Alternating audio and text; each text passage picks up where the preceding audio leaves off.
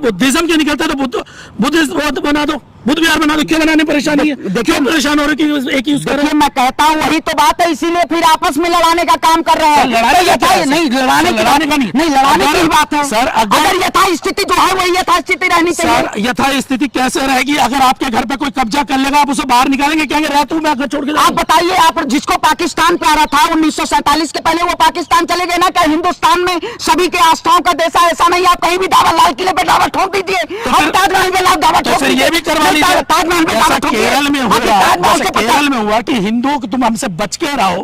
केरल में हुआ ना, कहो तो वीडियो दिखा दूं, उसमें केरल में कह रहे हिंदू तुम्हें मारेंगे, क्रिश्चियन तुम हमसे बचो तुम्हें मारेंगे। तो ये करवाना चाहते हैं? नहीं करना बात कह रहे हैं। अगर वहां पे आज मंदिर के अगर अवशेष निकलना, मंदिर बना दो। लेकिन अगर वहां बुद्धिज्म के निकलता है तो बुद्धिस्ट बना दो, बुद्ध विहार बना दो। क्यों बनाने परेशानी है? आपने देखा होगा राम मंदिर का फैसला कितने दिनों बाद आया था। उसमें कितने केस लगे हुए थे? कितने केस लगे थे? वो समय का आदमी देखिए, समय कितने केस लगे हुए थे बताइए। 40 साल से ज्यादा हो गया। भगवान का केस कितने लगे हुए थे? नहीं, केस की बात देखिए, केस तो लगते रहेंगे। वो तो पक्ष विपक्ष अगर आपके हाथ में फैसला नहीं आएगा, कॉम्पिटिशन डालेगा।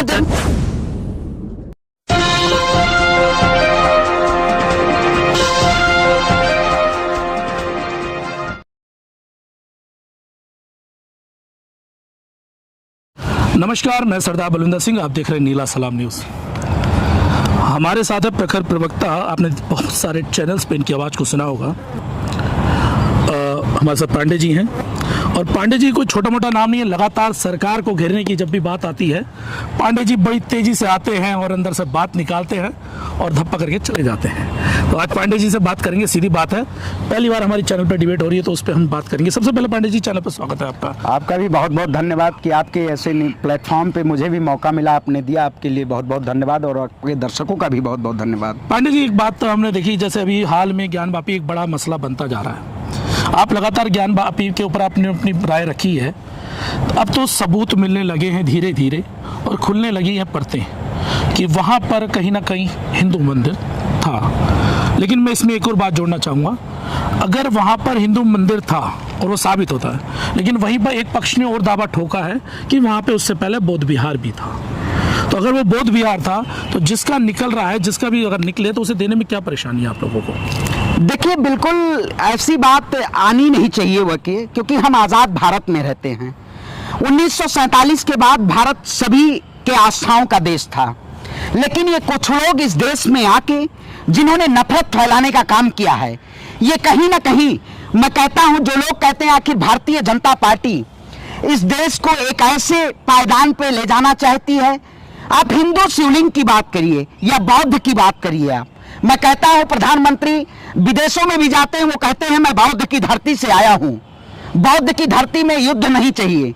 लेकिन क्या वही देश के प्रधानमंत्री अगर जब देश में ऐसे ऐसे मुद्दों पे जब बात होती है, चाहे ज्ञानवापी का मुद्दा हो, भारतीय जनता पार्टी का एक नारा हुआ करता था, शायद आपको भी ज्ञात होगा, कि अयोध्या तो झांकी है, काशी मथुरा बाकी है।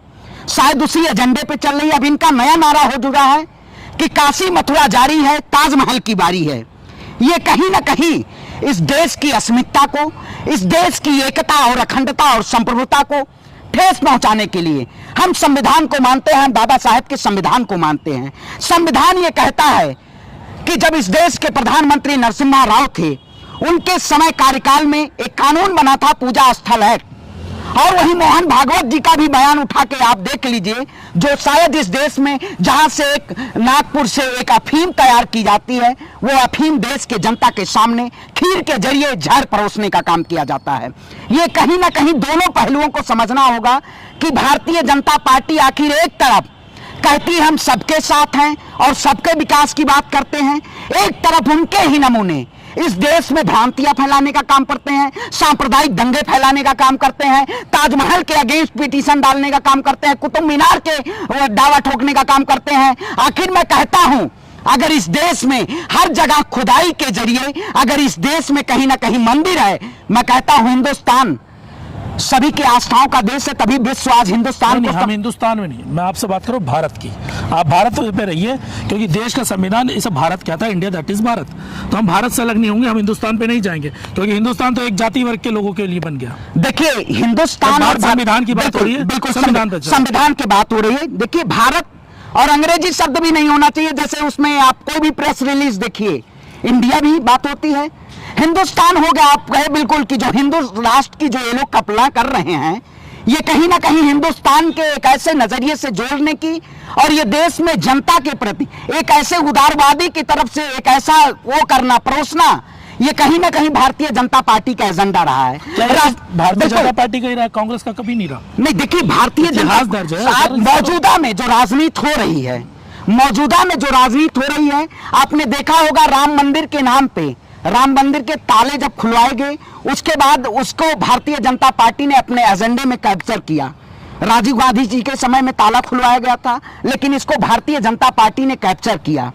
क्या कहीं ना कहीं यह भी समझना होगा, आखिर इतने 40 से 50 साल जो भगवान, ऐसा नहीं है भगवान कण-कण में है, भगवान सभी के हैं, चाहे वो किसी भगवान को ये नहीं कह सकता कि भगवान सिर्फ हमारे हैं, क्योंकि सभी की आस्था सभी की है।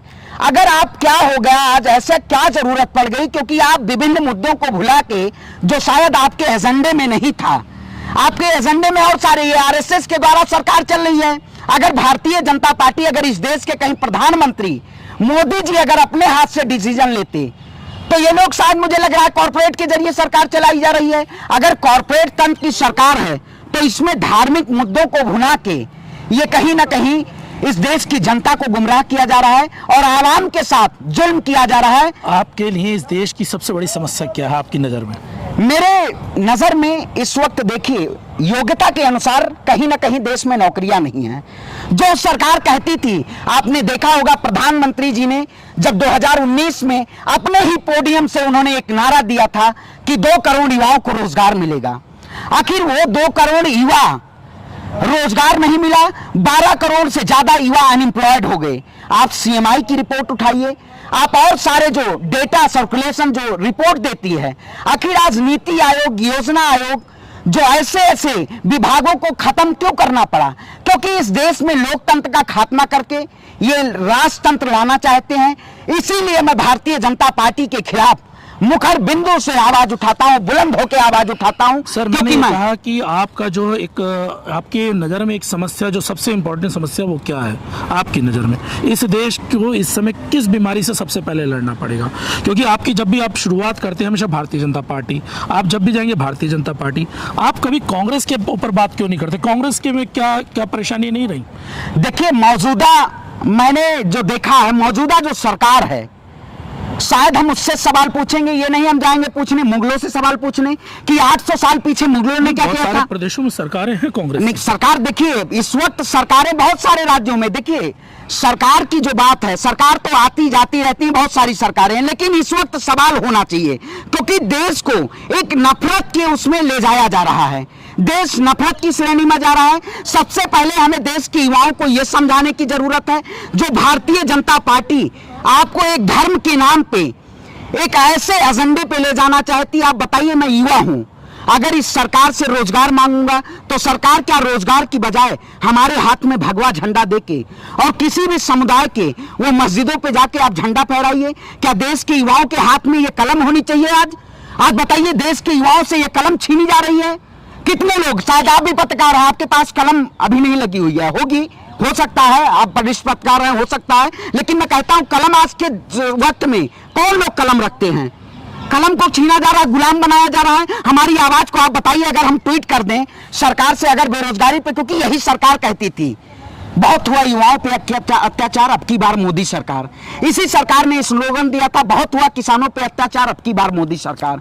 लेकिन क्या में एक बात हमारे से बड़ा सवाल करे कि श्रवण पांडे जब भी आते हैं भाजपा और हिंदुत्व के उस पर बात करते हैं, कभी जो इस्लामिक कट्टरपंथीता है उस पर कभी बात नहीं। क्या कारण है कि आप हमेशा मुसलमानों की तरफ थोड़े सॉफ्ट रहते हैं, वहाँ की बात नहीं रखते, और जब भी बात आती है जहाँ पे मंदिर की बात आएगी आप हमेशा बीजेपी को घेरने की कोशिश करते हैं, लेकिन इस्लामिक कट्टरता के खिलाफ आप नहीं बात करते? देखिए, मैं हर वो कट्टरता के खिलाफ आवाज उठाता हूं जो देश के लिए शायद जहरीला हो। जो ये संगठन है, बहुत सारे, चाहे वो हिंदुओं के संगठन हो चाहे मुस्लिमों के संगठन हो, अगर इस देश में धार्मिक उन्माद फैलाने के लिए अगर वो संगठन काम करते हैं, जैसे आपने देखा होगा आज कई संगठनों के जरिए पिटीशन डाला जाता है। आपने देखा होगा महाराणा प्रताप सेना और हिंदू योद्धा सेना, आपने अयोध्या में देखा होगा, ऐसे बहुत सारे। मैं कहता हूं इन सभी जो ये है संगठन धार्मिक उन्माद के नाम पे जो देश में तुष्टीकरण करने का काम करते हैं, इसके खिलाफ बैन होना चाहिए। मैं किसी भी, हमने बहुत लंबे समय से आपको सर्च किया, बहुत सारी वीडियो देखी, लेकिन आपकी कोई ऐसी वीडियो नहीं दिखी जिसके अंदर आपने इस्लामिक कट्टरता के खिलाफ आपने बयान दिया हो। प्लस साथ में अगर हम बात करें पीएफआई की बात करें, केरल में भी रैली होती है, उस केरल की रैली में वो कहते हैं हिंदुओं को तुम बच के रहो तुम्हारा कत्ल होगा, कृष्णों तुम बच के रहो तुम्हारा कत्ल करेंगे, और नारे चल रहे हैं, बच्चे को कंधे पे बैठा कर कूद कूद के जा रहे हैं और वो कत्ल करने की खुल के धमकी दे रहे हैं। उसके बावजूद आपका एक भी वीडियो में इस्लामिक कट्टरता के खिलाफ नहीं दिखाई देता। सिर्फ जो भी आप बात करते हैं हिंदुत्व के बात खिलाफ आ जाते हैं। अगर बीजेपी अगर हिंदुत्व की बात करती है तो आप भी तो जो सॉफ्ट कॉर्नर रखते हैं वो इस्लामिक कट्टरता उसके खिलाफ सॉफ्ट कॉर्नर रखते हैं। देखिए, क्योंकि मैं आपको बता दूं, आपका मैंने बहुत सारे इंटरव्यू देखे, ना आपने बात करी कर्नाटक की, ना तेलंगाना की बात करी, ना आप मेवात की बात करते हैं जहां पर 437 गांव थे हिंदुओं के, कभी आज 103 गांव पलायन हो चुका है हिंदुओं का, वहां पे एक भी हिंदू नहीं है 103 गांव में। उस पर आज तक आपने बात नहीं करी। देखिए, आप जैसे पत्रकार को मैं सलाम करता हूं, आपने आज ये सवाल किया, अगर वो शायद कोई भी सवाल करता तो मैं उसका जवाब देता। मैंने करौली पे भी बात की और मैंने बहुत से कर्नाटक में जो क्रिश्चियन के स्कूलों पे जो एक ऐसा एजेंडा, वहां का जो एक संगठन था, उन्होंने उस पे हमला करने का काम किया कि वहां पे जो वो ईसाई के लोग हैं, जो ईसाई पढ़ाया जाता है, बाइबल पढ़ाई जाती है, उस पे बैन होना चाहिए। मैंने उन सारे भी मुद्दों पे बात किया। करौली की कुछ मुख्य बातें नहीं करता क्योंकि बहुत सारे लोग ये कहते हैं कि हम हाथरस में लड़े, वहां लड़े, लेकिन हाथरस आज जो आरोपी था वो अपने घर है। डिस्ट्रिक्ट कोर्ट फांसी देता, हाई कोर्ट जमानत छोड़ के उन्हें बाहर कर देता। मुझे बताइए कितने आपने उस पर ट्वीट करे या कितने आपने वीडियो निकाली। आपकी अगर हम वीडियो देखें तो लगातार हिंदुत्व के खिलाफ आपकी वीडियो चल रही है, लगातार आप भारतीय जनता पार्टी को घेर रहे हैं। मुझे बताइए ऐसा जो इस्लामिक जातिवाद है, क्योंकि इस देश की मैं जो हमेशा मैं देखता हूँ, इस देश की सबसे बड़ी समस्या जातिवाद, क्योंकि कभी रोजगार के लिए इंसान का कत्ल नहीं होता, यहाँ पे जाति के नाम पे इंसान का कत्ल होता है। उस पर आपकी एक भी वीडियो मुझे नहीं दिखाई दी। बिल्कुल, देखिए आपने, मैं कहता हूं फिर वही सवाल का वो होता, आपने सवाल किया तो हम आज उस पे आपने रिसर्च किया हमारे बारे में। मैं भी आपके चैनल को, आप शायद आपने बहुत समय, लंबे समय बाद हमारी आपसे मुलाकात हुई, लेकिन क्या मैं देखता हूं हिंदू के खिलाफ में कोई बात नहीं करता हूं, एक संविधान के दायरे में मैं बात करता हूं। और जो संविधान कहता है, बाबा साहब भीमराव अंबेडकर का संविधान कहता है कि आज जो ज्ञानवापी मस्जिद का मुद्दा है, कहीं ये मुद्दा नहीं होना चाहिए। मैं कहता हूं उन सभी कट्टरपंथियों को, क्योंकि आपने देखा होगा श्रीलंका में जिस तरह से तमिल और सिंगला के बीच एक आपसी मतभेद रहा। नहीं सर, क्यों नहीं होना चाहिए? मैं सर आपसे ये सवाल है कि क्यों नहीं होना चाहिए? इस देश का संविधान ये कहता है, यदि आपको लगता है ये आपका संविधान, ये आपका अपना घर है और उस पर अगर कोई कब्जा कर ले तो आप कोर्ट में जाके केस डाल के उसे वापस ले सकते हैं। संविधान में समय समय के साथ बदलाव भी हुए हैं, बार बार हुए। तो अगर कोई जाके अपने घर को वापस कह रहा है ये मेरे भगवान मेरे इष्ट का घर है, और अगर वो लेना चाहता है तो क्या परेशानी है इसमें आपको? मैं तो संवैधानिक दायरे से जा रहे हैं ना। देखिए, तो उसमें संवैधानिक दायरा है, उसमें कानून भी है। पूजा स्थल एक्ट 1991 ये कहता है कि आजाद 1947 के बाद जो भी कोई, चाहे मस्जिद हो चाहे किसी के द्वारा, जैसे 800 सालों ने मुगल आक्रांताओं ने इस देश पे राज किया, 200 सालों ने अंग्रेजों ने राज किया। आखिर अंग्रेजों ने क्या काम किया था? मुगलों को हटाने के लिए जब अंग्रेज आए भारत में, उस वक्त उन्होंने क्या काम किया था? हिंदू मुसलमान को आपस में लड़ाने का काम किया था। उसके बाद 200 साल अंग्रेजों ने राज किया। लेकिन जब भारत आजाद हुआ, उसके बाद एक ऐसा कानून आया कि जिसकी भी, चाहे हिंदू की बात हो, चाहे मुसलमान की बात हो, चाहे सिख की बात हो, चाहे ईसाई की बात हो, क्या हम कोई आज पिटीशन डाल देगा कि गुरुद्वारा जो लाखों करोड़ों, आप जिन्होंने मानव को ही धर्म माना है, आप गुरुद्वारे चले जाए, हम गुरुद्वारा हमेशा जाते रहते हैं, शायद वो गुरुद्वारे में आज जाइए, आप कितने लोग लंगर, वहां कितने लोग वो खा रहे होंगे। लेकिन ये समझना जरूरी है कि आज भूखमरी पे सरकार नहीं बात करती है। आज जो लोग शायद कल वही पिटीशन डालने लगे, तो इसलिए आज ये जरूरी है कि ये सरकार एक ऐसे तबके को टारगेट करके ये कहीं ना कहीं उनको गुमराह करना चाहती है, उनको टारगेटिंग करके। बिल्कुल, मैं मुद्दे पे वापस आऊंगा। बिल्कुल, जब आपने गुरुद्वारे की बात करी, गुरुद्वारे में ये तो नहीं कहा जाता कि उन्होंने कब्जा किया है, कोर्ट में केस जा रहे हो ऐसे, लेकिन अगर आपने खुद इस केस को अगर पढ़ा स्टडी करा है, वहाँ मुस्लिम कम्युनिटी के लोग ये कह रहे हैं कि भाई जो वीडियोज़ है वो वायरल नहीं होनी चाहिए, वो खुद कह रहे हैं, क्योंकि अगर वीडियो वायरल हो गई तो कहीं ना कहीं अशांति फैल जाएगी। अब हाल में जो तीसरा एविडेंस आया है, जो अभी को आपने टीवी चैनल्स वगैरह में देखा है, वहाँ पे साफ दिखाई जाता है कि वहाँ पर त्रिशूल बने हुए हैं, हर जगह पे दिखाया जा रहा है। तो अब वो एविडेंस के तौर पे आ गए, तो क्या उनकी जिम्मेदारी नहीं बनती, ईमानदारी के साथ आ गया है क्या? नहीं, अगर ये गलत हुआ तो हम आपकी जगह आपको रिटर्न कर देते हैं। क्योंकि देखिए फैसला 91 एक्ट जो है 98 उसमें तो बार-बार संशोधन ऑलरेडी होते रहे हैं, पहले भी होते रहे और आगे भविष्य में भी होते रहेंगे। फैसला तो कोर्ट करेगा, आखिर में फैसला तो कोर्ट करेगा। क्या इस देश में धर्म, जो धर्म है वो कोर्ट और संविधान से बड़ा है? ये फैसला बताइए। क्या कोर्ट का जो जजमेंट है, जो संविधान है, संविधान बड़ा है इस देश में, धर्म बड़ा है? इस पे बताएं। संविधान बड़ा है। तो फिर जब कोर्ट का जजमेंट आने की अगर बात आती है तो फिर क्यों हम इतना परेशान हो जाते हैं कि नहीं हम लोग ये गलत कर रहे हैं या वो गलत कर रहे हैं? अगर किसी की जमीन पर कब्जा है तो क्यों नहीं ले पा रहे? क्यों देने में परेशानी है? दे दीजिए ना, बड़ा दिल दिखाइए। देखिए मैं कहता हूँ, काशी जो है, काशी भगवान के त्रिशूल पे नगरी बसी हुई है। ऐसा नहीं है काशी आप कहीं भी, काशी में कहीं भी आप त्रिशूल और वहां निशान मिल जाएंगे, क्योंकि भगवान वहां कण-कण में है। लेकिन ये मस्जिद के अंदर त्रिशूल मिलेंगे। देखिए मस्जिद के अंदर शायद आप वायरल, मैं भी बनारस अभी गया था, बनारस में मैं देखा हूं, जो लोग उस कमेटी में लोग थे, पहले 5 लोग की कमेटी बनी थी, जब लोअर कोर्ट ने आदेश दिया था। सुनिए, अलग बात कर रहे हैं, मस्जिद के अंदर त्रिशूल। देखिए मस्जिद के अंदर त्रिशूल की बात नहीं है। मैं कहता हूं, देखिए मैं साक्ष्यों पे बात मानता हूं। सुप्रीम कोर्ट में जो मामला गया, आखिर सुप्रीम कोर्ट ने दोबारा लोअर कोर्ट को क्यों देख दिया मामला? कहीं ना कहीं इस देश को इस देश की जनता में वाहवाही लूटने के लिए और जनता को गुमराह करने के लिए। मैं कहता हूं, आपने एक मूवी देखी होगी, उसमें कहते हैं कि आखिर मिलोड का तारीख पे तारीख इस देश को न्याय कब मिलेगा? अगर वहां पे तो सुप्रीम कोर्ट भी इस पे फैसला सुना देना चाहिए। अगर सुप्रीम कोर्ट क्यों इतना समय ले रहा है? तारीख पे तारीख की क्या जरूरत है? क्योंकि एक ही एजेंडा आने वाला जो चुनाव है 2024 का, ये कहीं ना कहीं भारतीय जनता पार्टी के एक सिलेबस में है। क्योंकि आप देखिएगा, एक काशी मथुरा जारी है, एक ऐसे अयोध्या काशी मथुरा, आपका भी नंबर आएगा, हमारा भी नंबर आएगा, सबका नंबर आएगा। लेकिन भारतीय जनता पार्टी जिस तरह से सिलेबस चला रही है, ये कहीं ना कहीं ये देश के लिए जाति और धर्म के नाम पे, मैं कहता हूं, आज हमारे यहां आपने देखा होगा उत्तर प्रदेश में खुशी दुबे के लिए भी हमने आवाज हमेशा उठाई। आज निर्दोष खुशी दुबे जेल में है, आजम खान को 88 मुकदमों में रिहा कर दिया गया है। लेकिन क्या आज उस पर सुप्रीम कोर्ट और उस पर कोर्ट का फैसला नहीं आना चाहिए? मैं हर मुद्दों पे बेबाकी से आवाज उठाया। अगर आजम खान जेल में गए तो बहुत सारे सवर्ण जाति के जो लोग हैं, ब्राह्मण कम्युनिटी के लोग, उनके एनकाउंटर भी हुए। तो इसमें आप उसे धर्म के साथ कैसे जोड़ सकते हैं? वो तो धार्मिक बन ही नहीं सकता ना। धार्मिक तो वही मैं कहता हूं, अगर आप कहते हैं, आपके सवाल का मैंने जवाब दिया कि आपने कहा कि ये क्या बोल रहे हैं, आप हिंदुओं के खिलाफ बोलते हैं।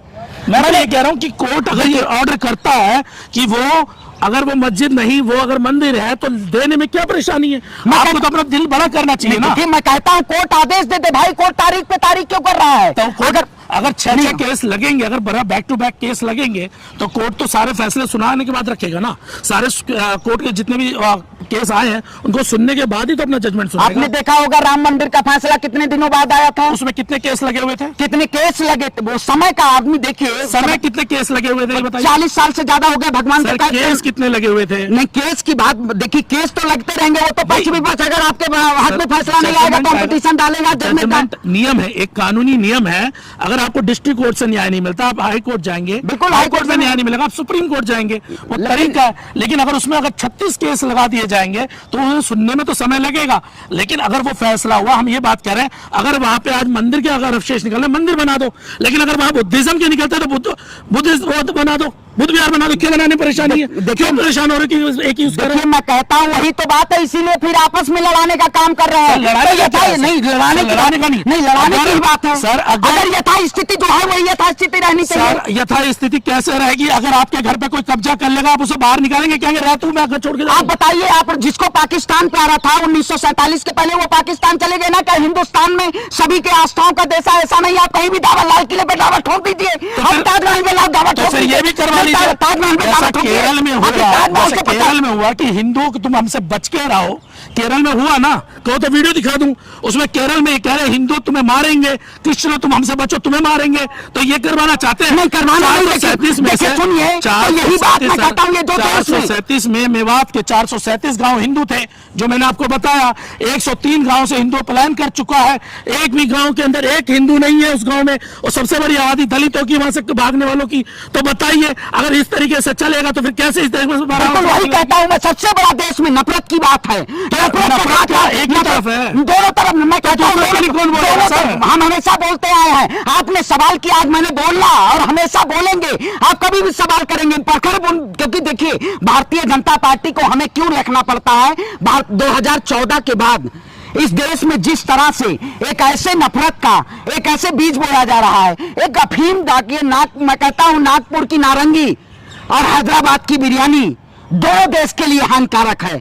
अगर ये इस देश में एकता अखंडता नहीं चाहते, आप देखते हैं मैं ओवैसी जी एक तरफ, जैसे हिंदू मुस्लिम का बात आ जाएगी ओवैसी जी, तो उसी तर्ज पे मैं कहता हूं इस देश में अगर देश को और मुल्क की अस्मिता को बचानी है तो हिंदू और मुसलमान को सभी को एक साथ होकर, मैं कहता हूं एक कबीरदास जी का दोहा है, हिंदू कहे मोहराम प्यारा, तुर्क कहे रहमान, आपस में दो लड़ मरे मरण न जाना को। तो इसलिए हमें आपस में लड़ने की नहीं जरूरत है। हमें ये जो सत्ताधारियां हैं, जो पार्टी है, ये कहीं ना कहीं लड़ा के राज करना चाहती हैं, लेकिन हमें आपस में वही है कि हम अपने आपस में भाई भाई सब रहना चाहिए, वही भाईचारा कायम रहे और आने वाले समय में वही चीजें कहता है। और आपका भी बहुत बहुत धन्यवाद, आप जैसे पत्रकार, आज मुझे मौका मिला आपके चैनल पे बात करने का और अपनी बेबाकी से बात रखने का, आपने बेबाकी सवाल किया, इसके लिए आपका भी बहुत बहुत